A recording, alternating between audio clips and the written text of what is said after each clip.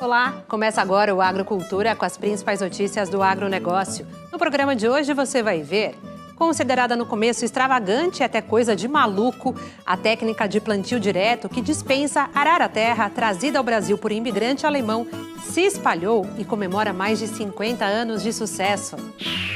Rio Grande do Sul ainda contabiliza os prejuízos no campo com as inundações do mês passado. A criação de animais como aves e suínos sofreu mais perdas do que a agricultura. Do excesso de água no sul, à falta de chuva em outras regiões. Nossos repórteres mostram como o clima afetou o agronegócio no mês de maio. E ainda, saiba o que deve vir pela frente na previsão do tempo para o campo em todo o país. O Agrocultura está começando.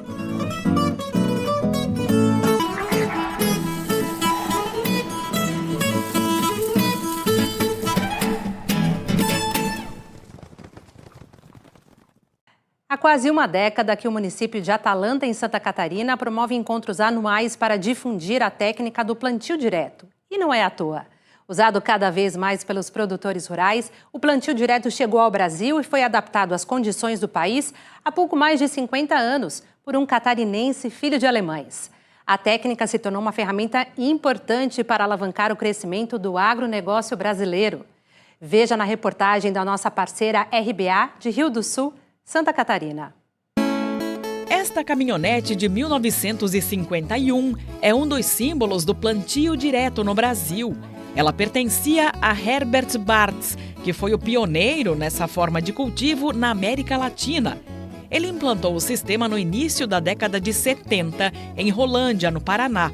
A filha, que é bióloga e mora em Portugal, conta que na época o pai abandonou a forma convencional de plantio, com o revolvimento do solo, por causa da erosão. Meu pai começou essa revolução porque ele tinha decidido que ele não podia mais fazer agricultura, perdendo o solo dele para a erosão.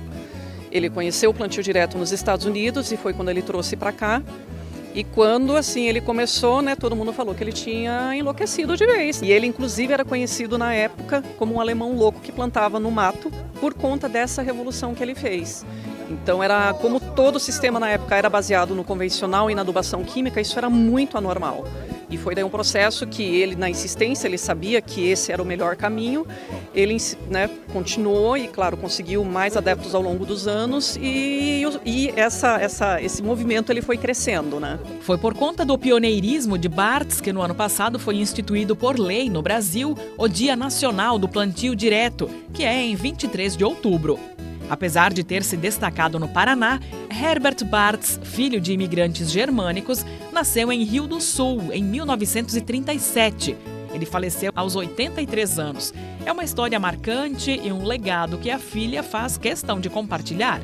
Também é a minha bandeira hoje levar esse legado e contar essa história justamente porque ela é muito bonita, ela é única no mundo. A caminhoneta é um dos símbolozinhos, porque no norte do Paraná quem vê ela sabe que é um Bartz, sabe que era dele, E também faz parte da minha história, na minha pós-graduação, mestrado, doutorado. Com esses pequenos elementos a gente levar essa história adiante para o pessoal conhecer mais e valorizar aquilo que a gente tem como nossa história de agricultura brasileira. A Marie foi uma das palestrantes do 8º Encontro Catarinense de Plantio Direto, sediado em Atalanta. Um evento de 3 dias, tudo para divulgar conhecimento e tecnologias sobre essa forma de cultivo. O plantio direto está fazendo, neste ano, 52 anos. Desde as suas primeiras experiências. E por incrível que pareça, nós ainda temos gente com resistência a isso. E é uma coisa que a gente pode dizer assim, que é tão simples, porque nós voltamos quase ao início da agricultura, quando o homem não preparava o solo. Porque nós não precisamos preparar o solo, nós não precisamos revolver para que ele produza. O princípio do plantio direto, do sistema plantio direto, é a cobertura permanente do solo, assim como tem o solo debaixo do mato.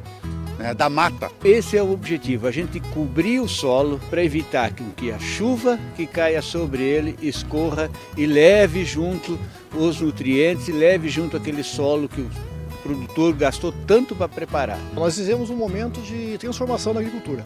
Nós saímos do modelo tradicional, onde é que se trabalhava muito a questão de cultivar o solo com arações e gradagens, e entendemos que esse sistema não dá mais. Precisamos trabalhar sistemas sustentáveis de conservação do solo. O sistema é visto como solução até mesmo para evitar o assoreamento dos cursos d'água. Esse solo que está na lavoura, ele não vai chegar até o rio. Além do solo, também fica adubo e matéria orgânica, que vai aumentar a produtividade, vai reduzir o custo de manutenção das culturas e vai melhorar a qualidade de vida do nosso agricultor.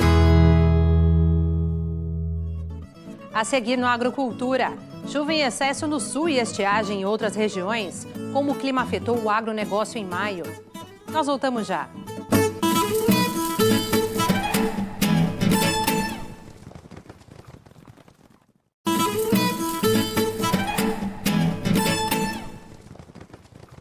Confira agora as principais notícias do campo. Desastre das águas no sul e estiagem em outras regiões. Veja como o clima afetou o agro brasileiro em maio. Aqui no Rio Grande do Sul, o mês de maio foi de muita chuva, o que causou enchente em quase todo o território gaúcho. O estado passou pela maior tragédia climática que afetou mais de 2 milhões de pessoas. Segundo a Emater, esse evento climático prejudicou o setor agropecuário. Até o período anterior às chuvas, a colheita de soja havia atingido 66% da área. Os produtores já temiam perdas pós-maturação e aproveitaram as curtas janelas com menos chuva para colher o grão. As operações avançaram 91% do território com condições climáticas desfavoráveis. As lavouras que não foram colhidas até então apresentam prejuízos de 20% a 100%. Já a projeção da Conab é para quedas na produção de 4,5% e na produtividade de cerca de 8%. Apesar disso, a produção dessa safra configura até o momento como a segunda maior da série histórica. A pecuária também foi bem impactada pela enchente, principalmente a bovinocultura de corte. Muitos animais morreram por afogamento e alagamentos em áreas baixas. A avicultura é outro setor extremamente prejudicado. De acordo com a Organização Avícola do Rio Grande do Sul, o prejuízo estimado no mês de maio foi de 247 milhões de reais. Veja agora os efeitos do clima em Santa Catarina com a repórter Cauana Mulinari.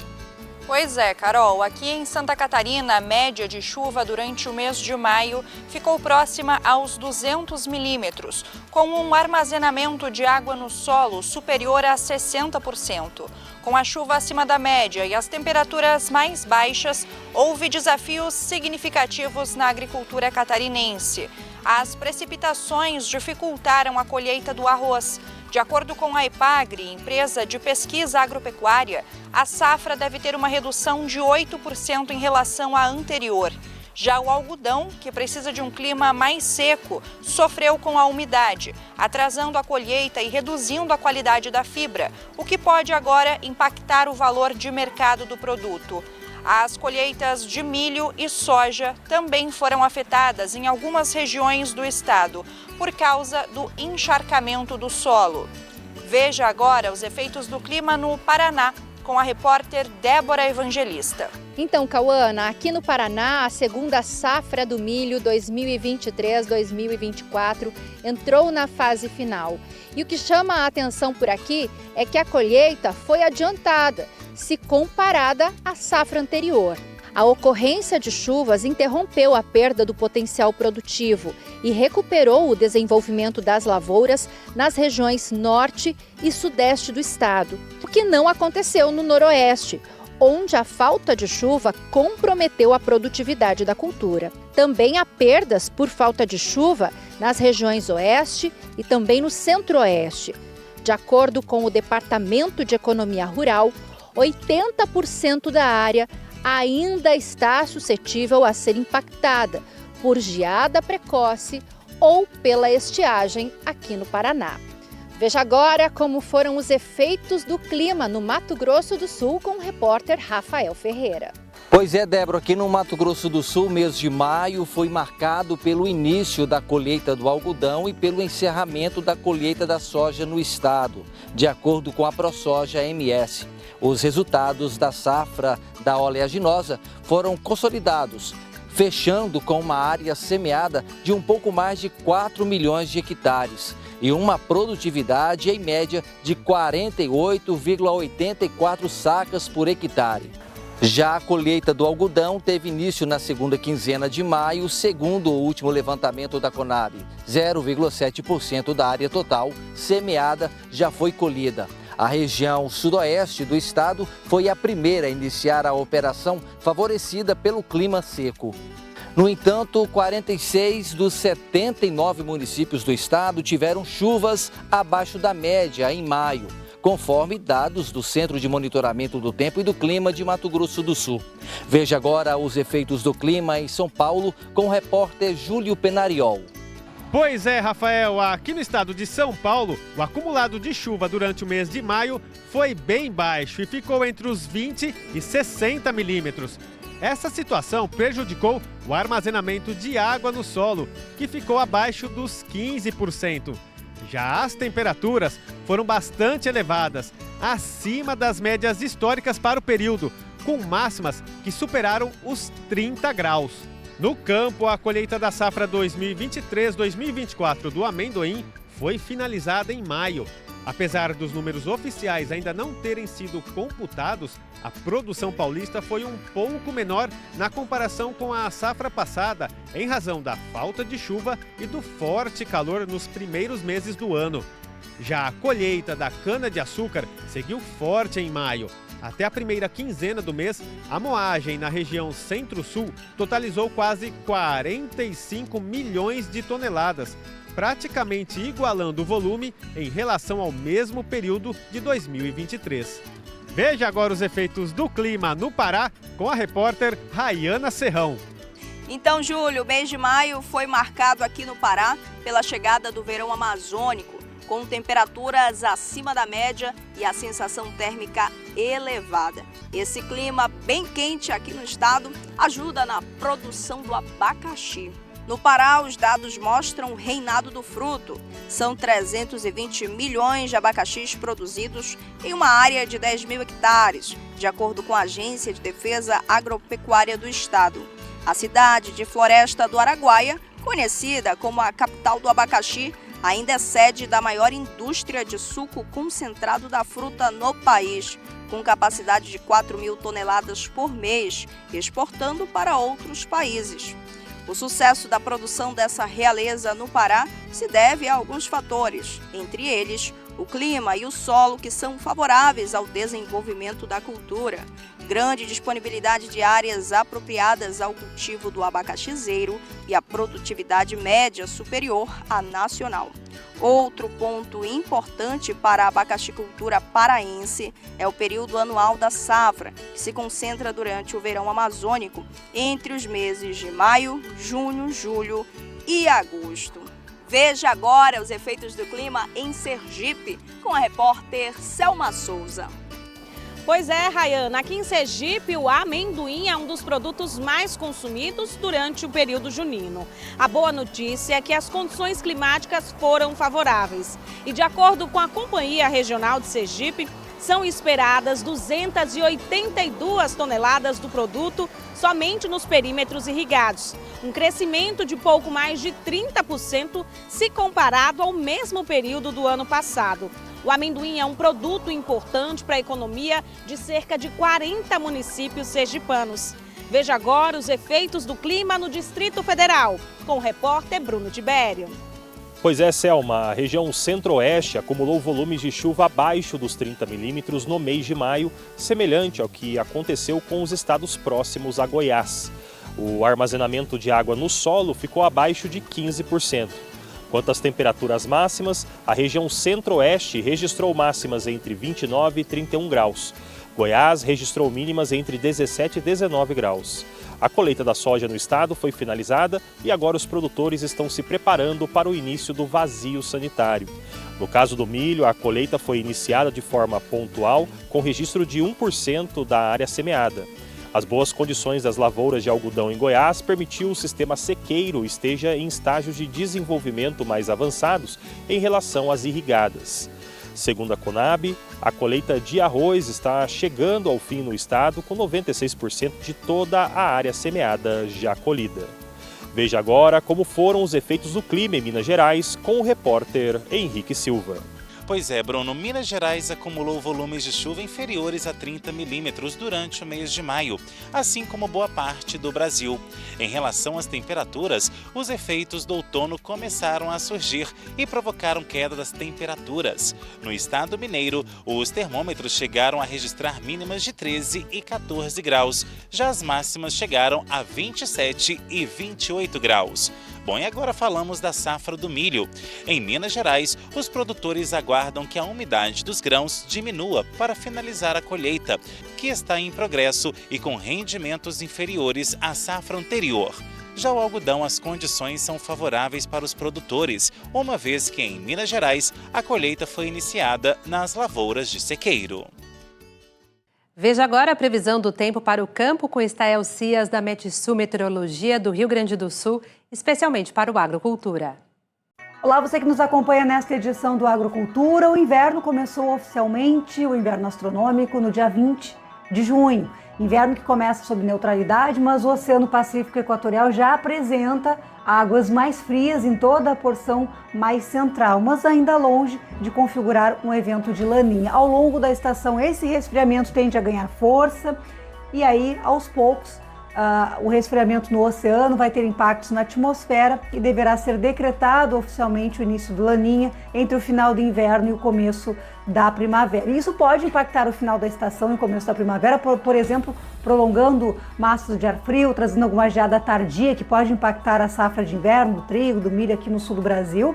Mas de uma forma geral, a tendência é de um inverno que terá chuva abaixo da média em grande parte do território nacional, ou seja, esses bloqueios atmosféricos que têm impedido a chuva e desviado o canal de umidade na direção do Rio Grande do Sul, deverão persistir ao longo do inverno, fazendo com que a chuva, que já em média tem baixos acumulados no centro-oeste e no sudeste, seja ainda mais seco, enquanto que o Rio Grande do Sul e parte de Santa Catarina ainda terá chuva acima da média entre julho e agosto. De uma forma geral, os modelos projetam períodos mais prolongados de sol, não devemos ter tantos dias de chuva, uma frequência tão alta de chuva como aconteceu entre abril e maio, especialmente no Rio Grande do Sul e Santa Catarina, mas os volumes de precipitação deverão ficar ao redor e acima da média histórica do período de inverno.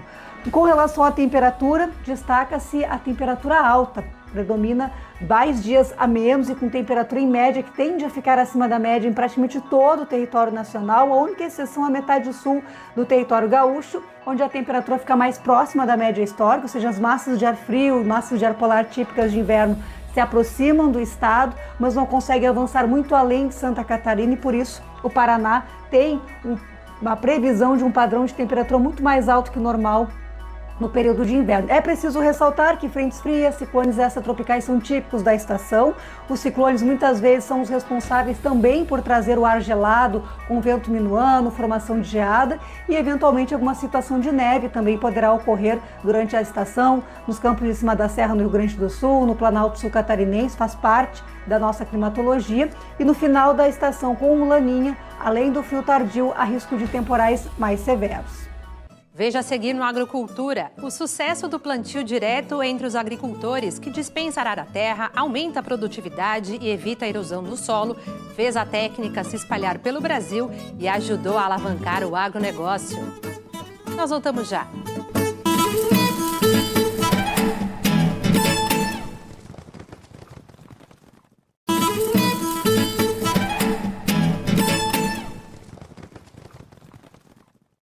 Vamos rever agora uma reportagem do Agrocultura sobre o plantio direto, feita pouco antes da morte do pioneiro Herbert Bartz, que trouxe a técnica para o Brasil. O entusiasmo dos produtores rurais que adotaram o sistema é evidente, como mostra pra gente o repórter Bruno Faustino. A colheitadeira vai na frente e a plantadeira logo atrás. Este é o chamado plantio direto. O que hoje se tornou uma cena comum no campo foi, na verdade, uma revolução quando surgiu anos atrás. O plantio direto nada mais é que um sistema conservacionista, né, do solo, né, tendo como parâmetros anteriormente, você precisava arar, gradear, nivelar a terra antes de um plantio. Agora simplesmente você faz um controle químico, né, com herbicida da cultura existente e já entra plantando a cultura na sequência a cultura soja, milho, trigo, né, que seja a cultura em questão. todo mundo optou por esse sistema de plantio, porque realmente ele veio para dar certo e veio para salvar, digamos assim, a condição, a saúde da terra aqui na nossa região. Seu Ibrahim Fayá é produtor rural em Cascavel, no oeste paranaense, um adepto do plantio direto, desde que conheceu a técnica. O sistema antigo tradicional, você primeiro destocava, depois você arava. Arava é um processo de remoção de terra numa proporção de quase meio metro, é muita coisa. Então você destocava, arava, gradeava, você sabe o que é? Quebrar o torrão, a parte mais complicada, e depois você entrava nivelando. 3 operações difíceis e caras, porque é óleo diesel, né? Óleo diesel. Aí então você vinha no plantio. Muitas vezes você fazia o plantio no sistema tradicional e com uma chuva razoável, não precisa ser alguma coisa fora de série, levava a lavoura junto. Levava semente, levava adubo. E nesse sistema esse problema não existe. Pode chover um dia inteiro, a terra absorve, segura e essa substância que fica em cima ajuda a proteger. Aqui a gente tem um exemplo prático do benefício do plantio direto para o solo. A gente percebe que choveu, a terra está úmida, mas ela continua aqui compactada, não é isso, Márcio? Isso mesmo. Nós temos aqui um plantio mais ou menos 3 dias. Essa noite choveu 40 milímetros aqui e você pode ver que não teve escorrimento. Então essa é uma das maiores vantagens do plantio direto, é o controle da erosão. Se fosse no modo tradicional de plantio, como é que estaria isso aqui? Com certeza, com essa quantidade de chuva, já teria estourado as curvas, já teria escorrimento lateral, né? Com isso, perca de estande de planta, com certeza seria danificado. Isso aqui está preservado, mesmo que volte a chover, vai continuar assim? Sim. Outra vantagem, no caso do plantio, é que essa palha aqui, né? Além dela segurar a água, principalmente o escorrimento lateral, ela consegue conservar o solo numa temperatura em que a planta possa vir germinar e ter todo o seu processo e seu potencial produtivo conservado. Eu posso plantar sempre a mesma cultura ou fazer uma rotação de culturas? O que é o mais recomendado no plantio direto? A rotação de cultura ela vem a calhar para o sucesso do plantio direto, visto que você rotacionando as culturas, são palhas diferentes, são pragas diferentes, então até o processo de adubação é diferente. Então assim, você está cada vez mais enriquecendo mais esse solo. O Paraná foi pioneiro na utilização do plantio direto no Brasil e se tornou referência para toda a América Latina. Herbert Bartz, guarde bem este nome, um visionário. Nascido no Brasil, mas criado na Alemanha, foi idealizador do plantio direto em Rolândia, no interior do Paraná, na década de 70. Eu enfrentava como agricultor o grande desafio de dar uma solução no problema da erosão. Nosso clima tropical se caracteriza por falta de água de vez em quando durante semanas e por uma precipitação, chuvas muito intensas que, junto com a prática de uma agricultura convencional que usa arada e grado, deixa a terra exposta a essas intempéries, né? A consequência é erosão. O que é erosão? Erosão é que a água dessa chuva arrasta consigo a terra que é para produzir alimento. E a inspiração veio de longe. Pesquisou e descobriu que na Inglaterra e nos Estados Unidos já existia uma tecnologia de preparo mínimo de solo e trouxe a experiência para o Brasil, primeiro numa área de 180 hectares na própria fazenda. Deu tão certo que hoje o plantio direto corresponde a quase 70% da área plantada do país, algo próximo de 33 milhões de hectares. É muito difícil imaginar alguma coisa melhor para nós do que o plantio direto. É óbvio que ao longo dos anos, dependendo da terra, da consistência dela, você tem que fazer uma mini cirurgia, né? Entrar dando um destorramento para que ele continue absorvendo chuva e tenha condições. mas não tem nada, assim, eu acho muito difícil alguma coisa substituir o plantio direto, muito difícil. E nunca esperava que esse que era chamado naquele tempo a loucura do alemão louco de Rolândia ia contagiar o Brasil inteiro, no sentido positivo, porque o fato que hoje até agricultor na Amazônia, como no sul, no Rio Grande, e até nos países vizinhos, consegue entender que o sistema de plantio direto, que essencialmente respeita a natureza e segue as regras dela, é o que é culturalmente talvez o maior objetivo da nossa vida. Quanto mais a gente respeita o meio ambiente, maior o potencial de realizar colheitas abundantes. O Agrocultura de hoje termina aqui. Obrigada pela sua companhia e até o próximo domingo às 10 horas da manhã. Uma ótima semana para todos.